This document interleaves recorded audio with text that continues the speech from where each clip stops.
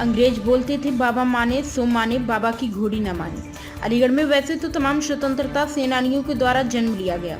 इसके बाद स्वतंत्रता सेनानियों के द्वारा आज़ादी का बिगुल बजाने में अपनी अपनी अहम भूमिका निभाई, लेकिन कुछ स्वतंत्रता सेनानी ऐसे रहे जो आज गुमनाम हो गए हैं।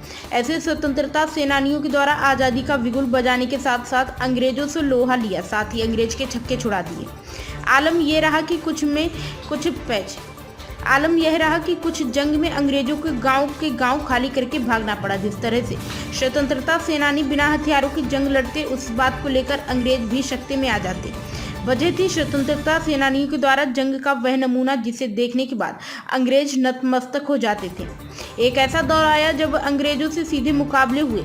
इस दौरान जब हथियारों की सख्त जरूरत पड़ी तो बाबा अमानी सिंह के द्वारा अंग्रेजों के हथियार खानों को लूट लिया गया और स्वतंत्रता सेनानियों को सौंप कर सीधे अंग्रेजों से लड़ाई लड़ने का ऐलान कर दिया। शेमनपुर के करीब हुई जंग में अचानक बारिश बहुत तेज होने से बंदूक में मौजूद कारतूस व बंदूकें साथ छोड़ गईं। इसके बाद बाबा अम्बानी सिंह को अंग्रेजों ने गिरफ्तार कर लिया। तमाम यातना देने के बाद भी बाबा के मुखबिंद से एक भी शब्द निकला जिसका नाम था आज़ादी, किसको देखने के बाद तमाम अन्य स्वतंत्रता सेनानियों में आज़ादी की ललक दिखाई दी। आज़ादी को देखने का सपना स्वतंत्रता सेनानियों के द्वारा सजा रखा था। जब बाबा अमानी सिंह की शहीद होने की खबर आसपास क्षेत्र में फैली तो जाटों का क्षेत्र लक्षमा और जिला अलीगढ़ में विद्रोह छिड़ गया। इसके बाद यह आग धीरे धीरे पूरे देश में फैलती चली गई। तमाम स्वतंत्रता सेनानी ने अपने बलिदान दिए। तमाम स्वतंत्रता सेनानी स्वतंत्रता के साक्षी बने और तब कहीं जाकर तमाम जंग के बाद हिंदुस्तान आज़ाद हुआ। आज इस आज़ाद देश में हमें 77 साल पूरे कर चुके हैं। पूरे मामले को लेकर बाबा अमानी सिंह के वंशज बताते हैं कि अलीगढ़ के तहसील इगलास के गांव में बाबा अमन सिंह का जन्म हुआ और इसी जगह पर बाबा अमानी सिंह को मुखाग्नि दी गई थी। बाबा अमानी सिंह भारत के प्रथम स्वतंत्रता संग्राम 1857 के सेनानी थे।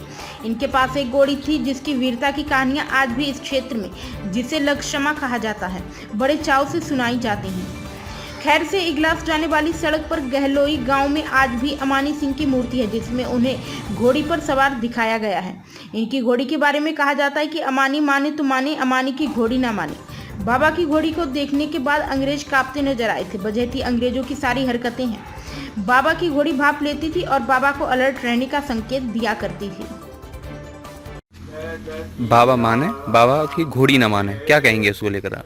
इसको लेकर ये है कि बाबा माने, बाबा की घोड़ी न माने।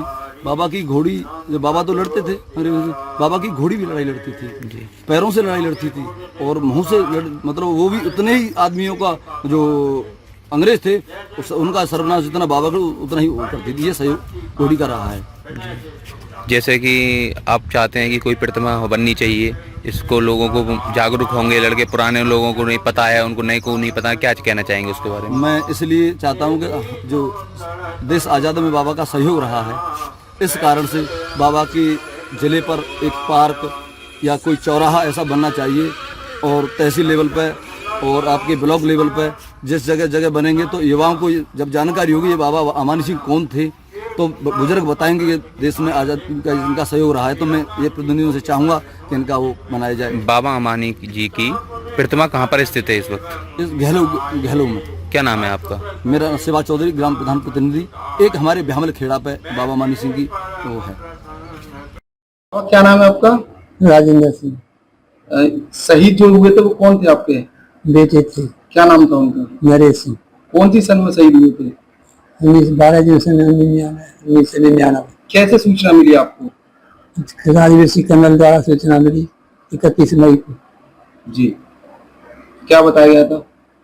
शहीद को नरेश को सब आवे वो आपके पास में नहीं बताया गया जी। तो क्या बताया गया था, कैसे शहीद हुए थे? नरेश कालिया का वो क्या किस्सा था? 12 जून वो 15 मई को हिरासत में ले ली पाकिस्तान में। सौरभ कालिया, बनवारी लाल, मूलाराम और 6 जवान थे जिन्हें अंग काटे गए जी। छेवने के जी। सब काट दिए गए। अब हम सब तो क्या सहायता मिली है सरकार से आपको? कोई सहायता ना मिली। पेंशन मिलती सो सा, अब मिलेगी 10-15 में, अब मिल जाएगी फिर। कितने महीने से नहीं मिल पाई पेंशन? अभी 5-6 महीने आएगी। 5-6 महीने से फिर कैसे परिवार का पालन पोषण कर रही है? हम तो ये रही है सर, और हम तो कुछ काम नहीं है। क्या होना चाहिए? सरकार से कोई मदद मिलनी चाहिए आप लोगों को? उम्मीद तो कर रहे हैं पर मिलती तो ना है, मिलेगी ना, कोई उम्मीद ही ना है कि मिल जाएगी कुछ। कितने साल हो गए आज बेटे को शहीद हुए? 25 साल 2 महीना और कल 3 दिन है जाएंगे। 3 दिन हो गए। हाँ। क्या कोई सरकारी अधिकारी वगैरह आते हैं आप लोगों के पास? कोई ना है। कोई अधिकारी नहीं आता? किसी भी तरह का मदद का आश्वासन किसी के द्वारा दिया जाता है? ना। कौन कौन रहता है परिवार में आपके यहाँ? हम 2 ही रह रहे हैं। कौन कौन? माता पिता और लोग कहाँ रहते हैं? और बड़ा लड़का नंसार रहता 5 साल के। अच्छा।